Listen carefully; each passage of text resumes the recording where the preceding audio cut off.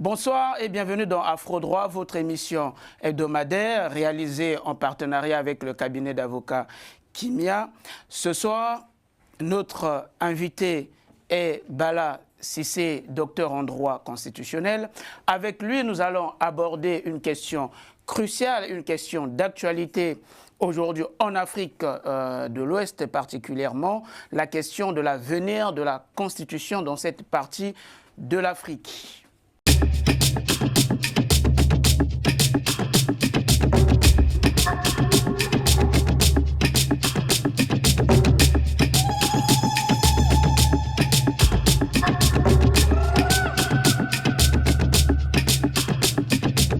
Docteur, bienvenue. Merci beaucoup, cher ami. Un point d'actualité très important, à l'heure où nous faisons, nous tournons l'émission, on vient juste d'apprendre qu'en Guinée-Bissau, il y a un coup d'État et que le président Mbalo Sissoko est aux arrêts. Que pensez-vous de cette situation ? Bon, est-ce que c'est surprenant? La réponse est non, parce qu'en réalité, comme l'actualité, le thème de notre émission est l'avenir de la Constitution. En fait, si on regarde en Afrique noire francophone ou en Afrique de l'Ouest, la Constitution est malade par trois ou deux manières. Soit par son inapplication, ou soit par l'instrumentalisation de son respect. On sait quand même que dans le cas de Guinée-Bissau, il y a la Constitution. La Guinée-Bissau, elle est malade par son instrumentalisation dans son respect. Parce qu'on a vu le président faire un mandat glissant parce qu'il est allé jusqu'au terme de son mandat de ne pas organiser les élections en renvoyant à une date qui n'est pas la date initiale. Donc vous voulez juste dire que ce qui arrive aujourd'hui, c'est en fait la conséquence de la violation de la Constitution, l'instrumentalisation. Exactement, d'où la question aujourd'hui, c'est l'obligation du respect constitutionnel, les caractères de désacralisation de la Constitution. On voit aujourd'hui, je ne suis pas surpris du tout qu'il y a la rupture de l'ordre constitutionnel aujourd'hui, parce que là, on voit quand même que la Constitution, elle était malade, parce que le président a fait l'instrumentalisation de ne pas respecter la Constitution. Aujourd'hui, nous avons vu clairement la conséquence est la suivante, c'est un coup d'État. Ce coup d'État n'est rien d'autre qu'une rupture de l'ordre constitutionnel par une fraction de l'armée aujourd'hui qui prend le commande du pays. D'accord, ça veut dire qu'on peut confirmer aujourd'hui que le constitutionnalisme dans cette partie d'Afrique est vraiment, n'est pas vraiment au beau point, oscille entre tension politique, crise de légitimité et transition, parfois transition donc militaire, ce qui explique donc les raisons des coups d'État, etc.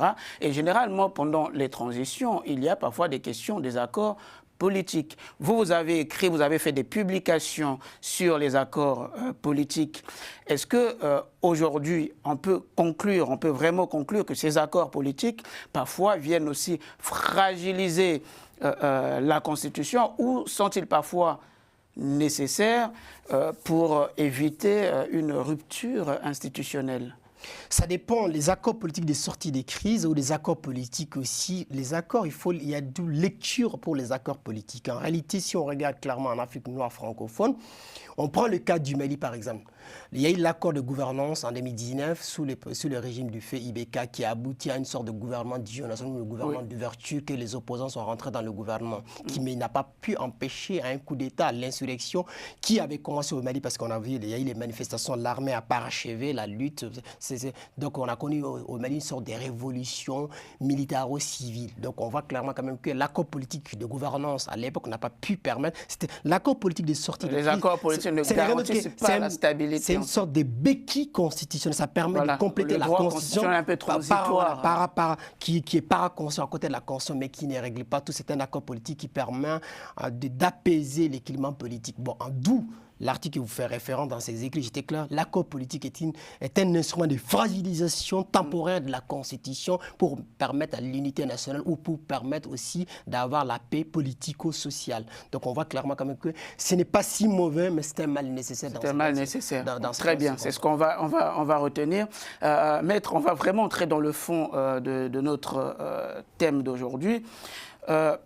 La CEDEAO, avec son protocole sur la démocratie et la limitation des mandats, est-ce que la CEDEAO aujourd'hui a-t-elle réellement réussi à influencer les pratiques constitutionnelles de ces États membres, ou plutôt aujourd'hui la CEDEAO est quasiment foulée aux pieds par la pratique politique qui est faite des constitutions aujourd'hui. En réalité, si on voit clairement l'Afrique de l'Ouest longtemps perçue comme un laboratoire des transitions démocratiques réussies, parce qu'on voit quand même que jusqu'à dans les années 2010, il y avait une sorte d'instabilité constitutionnelle et démocratique entre dans les années 90 jusqu'à 2010. Parce qu'à partir de 2010, qu'on va connaître la crise ivoirienne qui va avoir post-électorale, on voit clairement quand même que on voit quand même qu'il y avait un passé dans l'oubli, que la Constitution avait un avenir certain.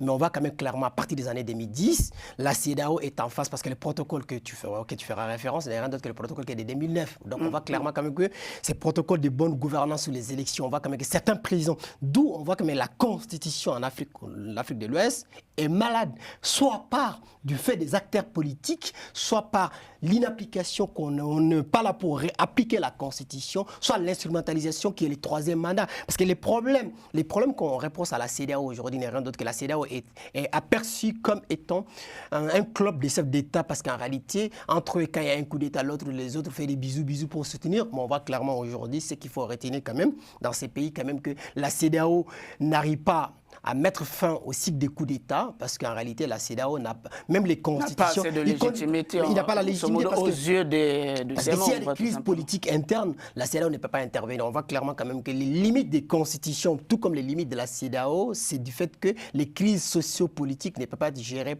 au niveau supranational qui est au niveau régional. Très bien, merci pour cette belle transition, Maître. Aujourd'hui, il y a une rupture dans cet espace. Une rupture. Aujourd'hui, on a une espèce de concurrence entre deux organisations. D'un côté, on a la CEDEAO, de l'autre, on a l'AES, donc c'est-à-dire Mali, Burkina et le Niger. Est-ce que vous pensez que cette rupture traduit là aussi un rejet du modèle institutionnel, on va dire même de la CEDEAO, ou simplement une crise politique circonstancielle qui a fait en sorte qu'il y ait des coups d'État et que ces pays-là puissent se débarrasser un peu de la CEDEAO? Je pense que l'échec de la CEDEAO résulte sur du fait que les coups d'État militaires sont toujours condamnés qu'ils considèrent comme une rupture assumée de l'ordre concerné par les militaires. Mais que la CEDEAO n'a jamais condamné les coups d'État constitutionnels, qui sont les troisième mandats, les quatrième mandats. Donc en réalité, aujourd'hui, il y a des coups d'État qui sont salutaires, il y a d'autres coups d'État qui sont mauvais. Bon, à un moment donné, lorsqu'on fait un troisième mandat, qui était le cas de la Guinée-Conakry, qui aussi d'Alpha Condé à l'époque, aussi du cas aussi de la Côte d'Ivoire. Par exemple, on a vu un exemple flagrant. Du Togo aussi, qu'on voit quand même qu'on change la Constitution. Ça, c'est l'instrumentalisation de la Constitution qui n'est pas dans son respect, que le président voit qu'il y a la limitation du mandat qui essaie de contourner par la révision constitutionnelle qui arrivera à une nouvelle constitution avec une nouvelle république et un régime parlementaire que les présidents de la République au Togo n'est rien d'autre qu'un quelque chose de symbolique. Donc on voit clairement quand même que la CEDEAO a échoué d'un point de vue de mécanisme du respect de la Constitution. L'obligation de la Constitution, la CEDEAO n'a pas pu empêcher, parce que le troisième mandat, dès lors qu'il n'a pas pu empêcher le troisième mandat, il ne peut pas empêcher aussi les coups d'État militaires aussi. Voilà, donc si on comprend bien, en fait, en quelque sorte, il y a maintenant deux visions un peu constitutionnelles concurrentes dans cet espace.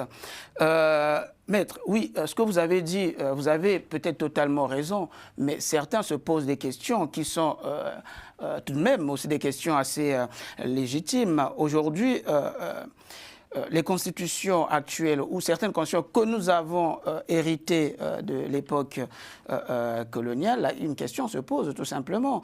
Est-ce que ces constitutions sont-elles aujourd'hui adaptées aux réalités sociopolitiques de l'Afrique de l'Ouest ?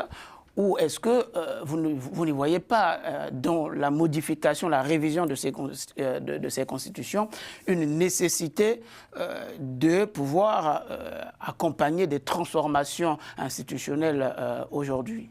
Il y a des écoles, il y a des tendances des constitutionnalistes en Afrique noire francophone. Il y a les pessimistes qui pensent qu'il n'y a jamais eu de constitution en Afrique noire francophone. Pourquoi? Cela s'explique pas du fait qu'en sorte qu'il y a du mimétisme, qu'on a juste fait copier-coller de la constitution du colon qui n'est pas adaptée aux réalités, qui pense qu'en réalité, on a juste un papier qui a un corpus juridique, mais en réalité, qui ne peut pas. Parce que la constitution, c'est un ensemble de règles juridiques concernant le fonctionnement, le mode aussi, comment on arrive au pouvoir et les modes d'organisation, les rapports de pouvoir. D'autres pensent qu'en réalité, on a fait copier-coller de l'Occident. Dans ces cas, on n'a pas de constitution. Mais d'autres qui sont un peu, qui sont pas pessimistes, qui sont dans quelque chose de raisonnabilité, qui pensent qu'on a des constitutions, mais qui nous sommes dans une sorte d'expérimentation des constitutions, ces cycles vont prendre du temps, qui pensent qu'il y a d'autres auteurs qui vont même aller plus loin. À quoi servent des constitutions en Afrique? Donc pour eux, est-ce que la constitution n'est-il pas un outil de légitimation cosmétique qui permet à une personne de juste de légitimer son pouvoir au niveau au jeu de l'Occident ou au jeu d'avoir juste des bailleurs de fonds? Et d'autres vont aller encore plus loin en disant que la Constitution, c'est juste un mécanisme. Très important, vous venez de soulever un point très important. Ça veut dire que, grosso modo, dans cet espace, il y a certains dirigeants qui vont faire semblant d'adopter un certain nombre de constitutions pour essayer de se donner une légitimité démocratique aux yeux des bailleurs de fonds, parce qu'on voit très mal qu'un bailleur de fonds puisse engager ses fonds dans un pays en crise démocratique. Et donc ça c'est un point très important. Sans vous couper, maître, je voulais rajouter, le général de Gaulle disait que une constitution, c'est aussi un esprit, c'est la lettre et l'esprit. C'est-à-dire, c'est aussi la pratique de la constitution. Est-ce qu'aujourd'hui, la constitution dans cet espace de l'Afrique de l'Ouest, telle qu'elle est rédigée aujourd'hui, est-ce qu'elle reflète réellement l'esprit des peuples de l'Afrique? Oui, mais je pense qu'il faut avoir des lectures. En réalité, il y a un procès du mimétisme. Aujourd'hui, avec l'espace que tu as bien sûr, l'espace des États du Sahel dans la Confédération, si on voit la constitution actuelle de la République du Mali, on ne peut pas parler de mimétisme. Cette constitution a été rédigée par des Maliens. Il n'y a pas eu une influence d'Occident. Donc on ne peut pas dire aujourd'hui que la constitution actuelle du Mali qui n'est pas adaptée à la réalité contemporaine malienne. Donc je ne crois pas. Cette constitution a été rédigée par des Maliens, par des experts maliens. Il n'y a pas une consultation extérieure. Donc on peut dire que la constitution actuelle du Mali est adaptée aux réalités contemporaines maliennes. Mais toutefois, est-ce que la constitution de la Côte d'Ivoire est adaptée aux réalités ivoiriennes? La réponse est non. D'où il y a une révision constitutionnelle qui est en cours en Côte d'Ivoire qui permet qu'on va retourner à un régime parlementaire, d'avoir un président de l'Assemblée nationale qu'on va supprimer. Donc on voit quand même qu'il soit les cas du Togo aussi, qui a une constitution taillée sur mesure. La constitution du Togo, on va dire que c'est une constitution à la fois d'une monarchisation. Qui n'a jamais existé. Exactement. Voilà, donc là on voit clairement quand même que... Mais est-ce que cette constitution togolaise est adaptée aux circonstances actuelles du Togo? La réponse est oui. Parce qu'il y a une personne qui a envie de conserver le pouvoir, qui a trouvé un mécanisme juridique de légitimation de rester au pouvoir. Donc je pense que les constitutions, c'est comme les êtres humains, ils sont adaptés au temps. Il y a un moment de naissance qui va grandir et à un moment aussi, c'est la fin des constitutions. Je pense que les constitutions s'adaptent comme un cycle des vies biologiques. Donc on voit clairement quand même qu'en Afrique, il y a des constitutions qui sont adaptées. Donc, il y a quand même nécessité parfois d'aller vers des évolutions. Parce qu'aujourd'hui, en Afrique, c'est quand même un continent qui connaît des évolutions exponentielles. Et aujourd'hui, il est quand même nécessaire aussi de pouvoir adapter les textes à ces évolutions. Maître, nous arrivons donc à la fin de notre émission.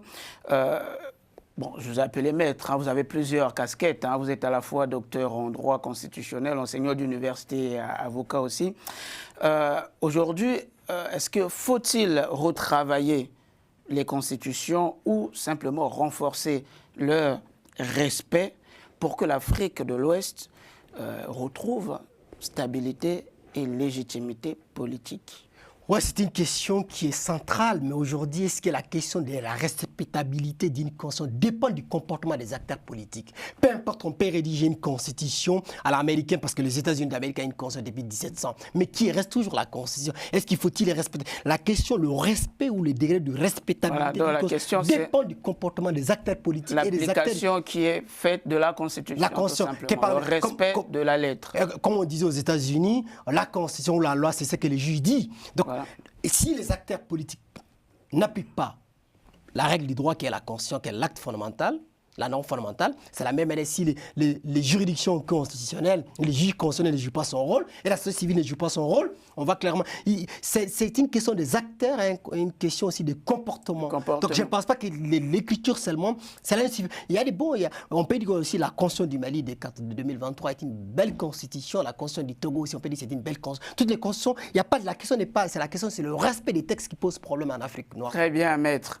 Merci beaucoup. En tout cas, là, c'est une belle invitation hein, aux dirigeants de cette partie de l'Afrique de vouloir bien appliquer leur constitution, hein, de faire la bonne application de leur constitution, rien que la constitution, sans toutefois avoir des velléités de captation de pouvoir. C'était Afro-Droit et on vous retrouve au prochain numéro.